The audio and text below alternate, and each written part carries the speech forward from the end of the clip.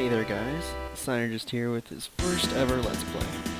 In this series I will begin with one of my favorite games that I've ever played as a kid. It's called Lagoon. It's not very popular, but I've always liked it. Now for a little backstory about the game. It's a Wise clone, which was a popular game in Japan for the PC-88. Lagoon was originally on a Japanese home computer called the X68000. It was made by Sharp. It was later ported to the Super Nintendo. Now, I've always liked it just because it had really good visuals for the time. There have never been too many cutscenes quite like this in the beginning of a Super Nintendo game. I don't know, it's always held a little gem in my heart, so to speak. It plays a lot like Zelda, so you guys might like that. The only reason a lot of people didn't really like it was because the main character's sword length is realistic. I guess you could say that's a good thing if you want to have a realistic game, but it just doesn't fit with a playstyle such as this. I mean, the character is a sprite, and if his arm length, the sword, is the same, its attack range isn't very good. But enough with that. On to the game.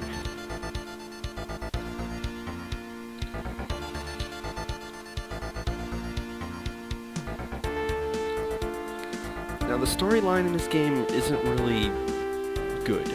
I wouldn't say it's anything very good, really. But it's just hard to explain.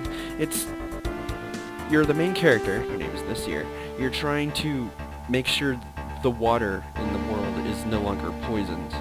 And to do this, you have to go on a quest, save a princess, that kind of thing. Demons appearing, you have to kill them. Very, very basic storyline. Yep, here's your character. He's Nasir. Now, if you look below him, you'll see that the player health bar. The interesting thing that I like about this game is that over time, your health continuously recovers once you're out of combat, which is really handy so you don't have to carry health potions, but the weird thing about this game is you only get access to one potion. So once it's used, you're fine, but there's just only enough inventory space for you to hold the one potion. I don't ever even use the potions, to be honest.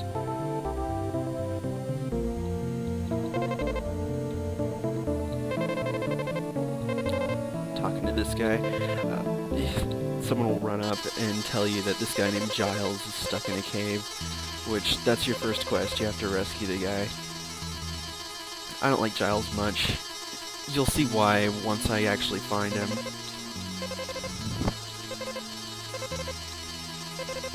I mean, he's just the slowest bastard in the history of any game.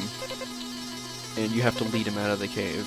It's a pain.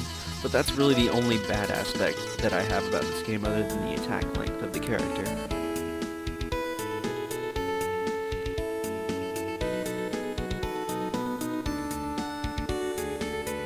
Call me a sucker, but I just love the slap bass in this music.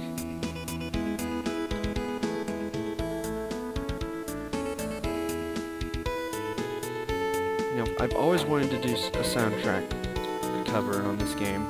The only reason I haven't is just because I was really lazy, and it's kind of hard to find any decent midis for it. I mean, I could rip them myself, but like I said, just lazy.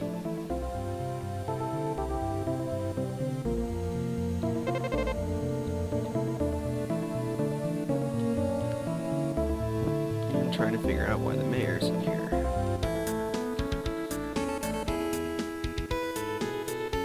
Maybe I have to go talk to the child's friend again.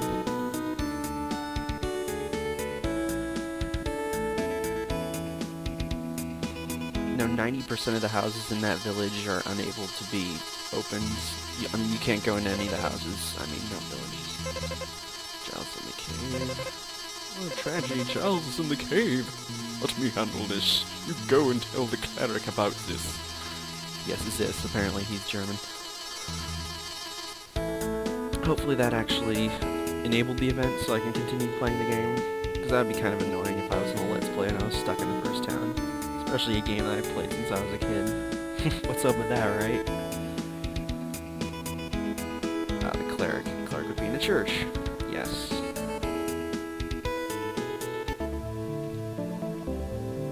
Pretty lively church. Must be a Tuesday or something. He goes to church on a Tuesday. Now, I think the mayor will let me talk to him now, or at least he'll be at home.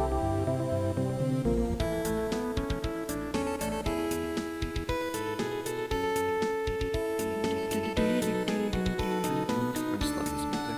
It's so quaint and quirky, I don't know. Oh, Nasir, I've been talking about giants. You, the champion of light, seem to be the only one who can get into the cave. Okay, I'm done.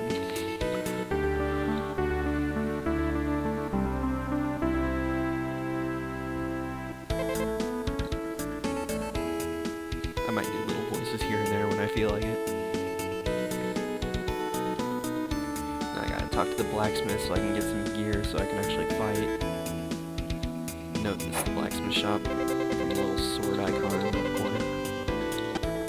And I pressed the B button instead of the A button. And I pressed the other button. Okay. I wanted everything and then I broke. Just like my taxes.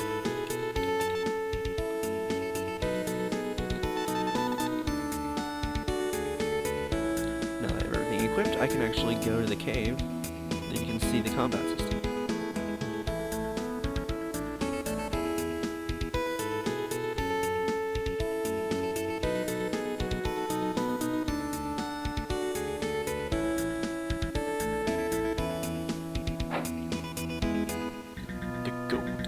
Yes, the naming schemes in these dungeons are very well thought out.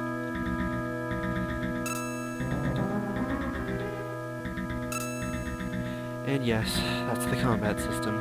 Prepare to see a lot of that.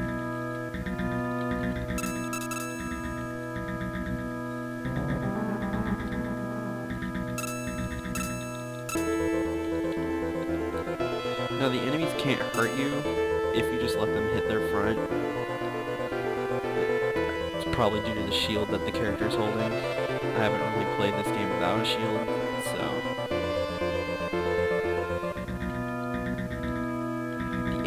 The AI on these enemies are horrible.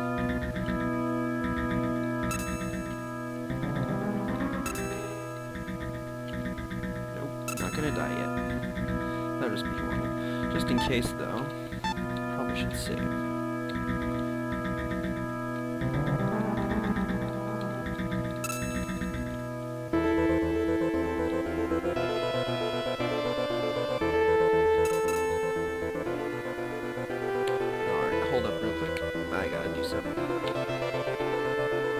And we're back. Sorry for that break. Had to test to see if Fraps was recording at all. That'd be horrible. All this work and no recording. Yeah.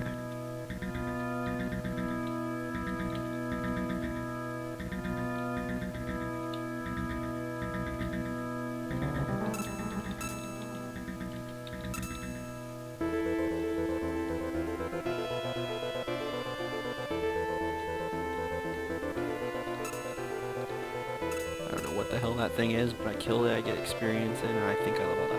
Sweet. Level 2. My health effectively doubled.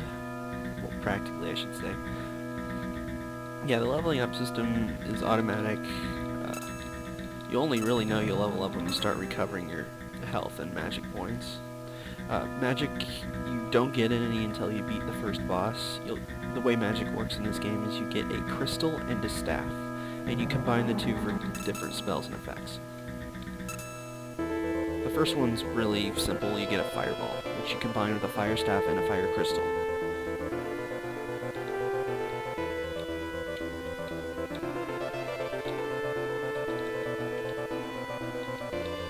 Come on, you can die. I know you can. All enemies in this game die.